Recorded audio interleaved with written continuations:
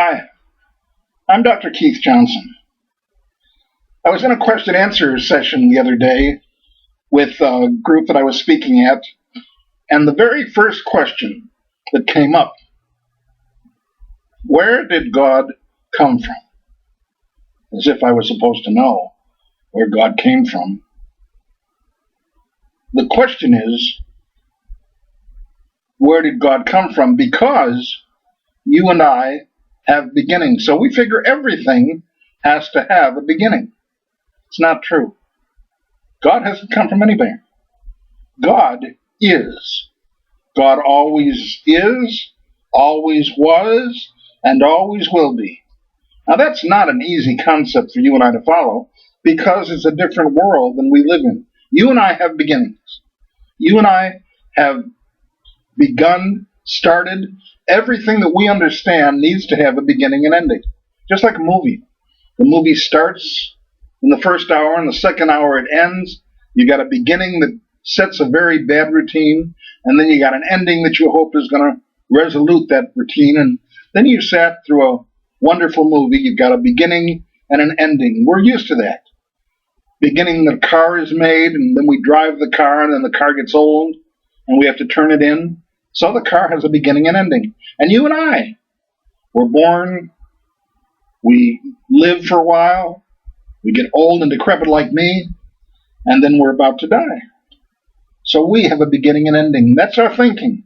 That's exactly why the Bible explains to us God's thoughts are not our thoughts, His ways are not our ways, saith the Lord, because He lives in a different world than you and I. God is a spirit, and they that worship Him must worship Him in spirit and in truth. Now, we're not spirit, we're physical. We understand from a physical world the beginnings and endings. There are a lot of things that God is not that we don't understand. For example, God doesn't need time. He has nothing to do with time. Time was probably instituted for you and me because of our mortality. In 2 Peter, very specific. One day is with the Lord as 1,000 years. 1,000 years is one day. Time means nothing to God. But if for us, God set up the rising of the sun, the setting of the sun. It gives us a time frame by which we can operate because of our mortality. We decide that these certain things we have to do in certain ways in time. That's the difference of salvation. Once you receive Christ in your heart, you are no longer restricted by time. Now, as long as we're human beings on this part of the heaven, of course, we are restricted by time. We set our appointments. We work on plans for the day. We work on plans for tomorrow, on plans for next week. All of that has to do with time. But once we get into eternity, we don't have to worry about time anymore. Jesus said, I am the resurrection and the life. He that believeth in me, though he were dead, yet shall he live. And whosoever liveth and believeth in me shall never die. The point? You worry about death, because on this side of heaven, we worry about how long we're going to live, how healthy we are, and what's going to happen to us. Once you have died, if you've received Christ in your heart, you're ready for an eternity in heaven. And that experience is glorious once it happens.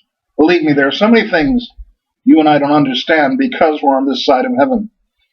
Could you see the glory of God, Him sitting in His throne, commanding the universe, commanding the angels, explaining how to handle all of the worlds that travel?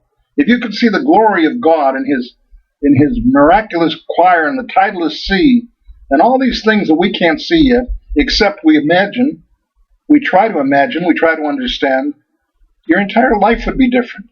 That's why when somebody comes in contact with Christ, they begin to see that eternity, because suddenly we are no longer restricted by time and death. I'm going to die. At least this human body is going to die, but I'm going to get a new body, and I'm going to have a new life as Christ makes me new when I die. And that resurrection and power that He has suddenly puts me into the brand new world where His ways are our ways and His thoughts are our thoughts. Once we see where God is living and what kind of world He has, we will understand so much more. Where did God come from? He didn't. Now I know that's a difficult concept because everything we know is a beginning. God always was. Let me share with you some other concepts you've got problems with. God is love. Now the Bible tries to make that very clear, and from Genesis all the way through Revelation, the Bible talks about God's love for us. I can't explain this to you because it's beyond my understanding a little bit. But God is nothing but love.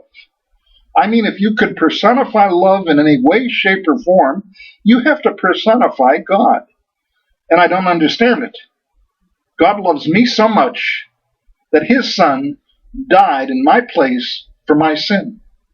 God loved me so much that he gave his only begotten son, that if I believe in him, I will not perish, but I will have everlasting life. I don't understand that. Let me tell you, let me be audacity with you. If I were God, I'd destroy all of us. I would be so mad at the way I was treated, and I'd be so anxious to get rid of everybody to show my power. And you know, he sort of did that. He showed his power, for example, during the flood. He showed his power during Sodom and Gomorrah. And God has shown his wrath many times over, but he never did it without making sure that mankind survive. Why is that? Because he loves us. He cares about us. And in order to straighten out his world and his worlds, he has to get rid of some of the evil. There's got to be some point of justice. And so God gets rid of the evil problems by destroying most of it, but saves those that need to be saved. Even the ones that cry for salvation, whether they deserve it or not, none of us do. God saves. Remember when Abraham was talking with the three angels, and they explained they were going to Sodom and Gomorrah in order to destroy it because it was so sinful.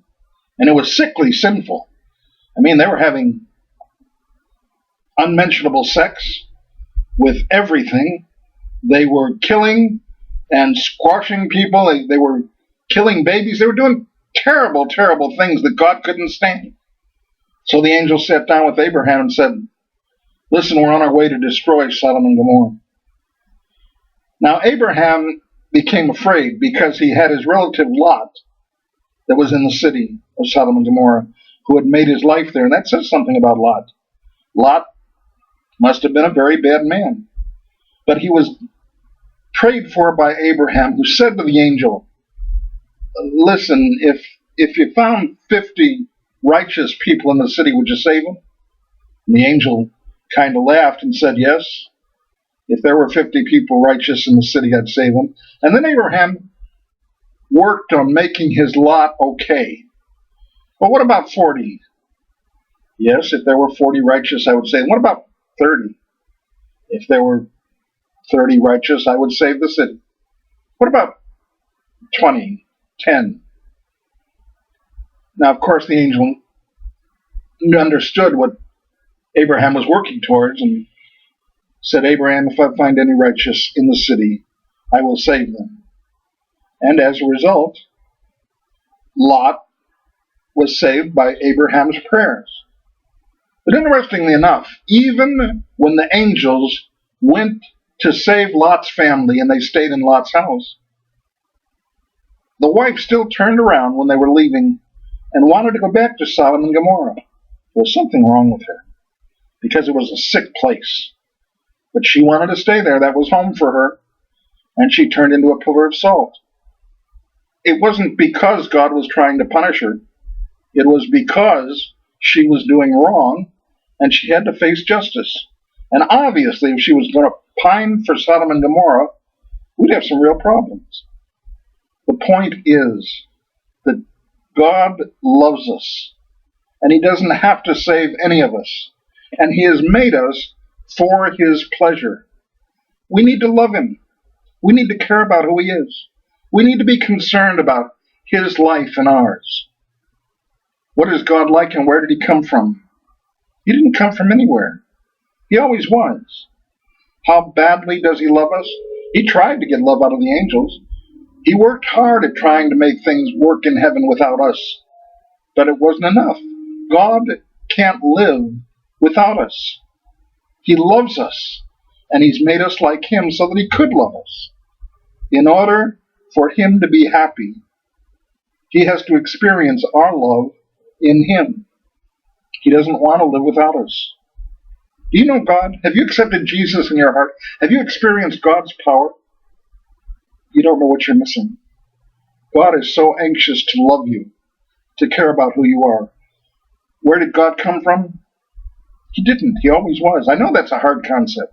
It's not one that I'll understand this side of heaven, but I know that He always was. And even more than that, I know because of the Bible that God is love and that He loves you. Sometimes when I feel lonely and I think I've lost my way, I just lift my voice to heaven and pray. Those days when I feel lonely and I pray to God above, those are days when I feel only His love. Now, people are nice to have around. They try to understand your needs, but somehow they never really satisfy. But I found a really true friend indeed. Sometimes I've often wondered, maybe God is lonely too. Maybe He would like to know that I love Him too. Tell God you'll love Him. Give Him a chance to love you. You'll never regret it.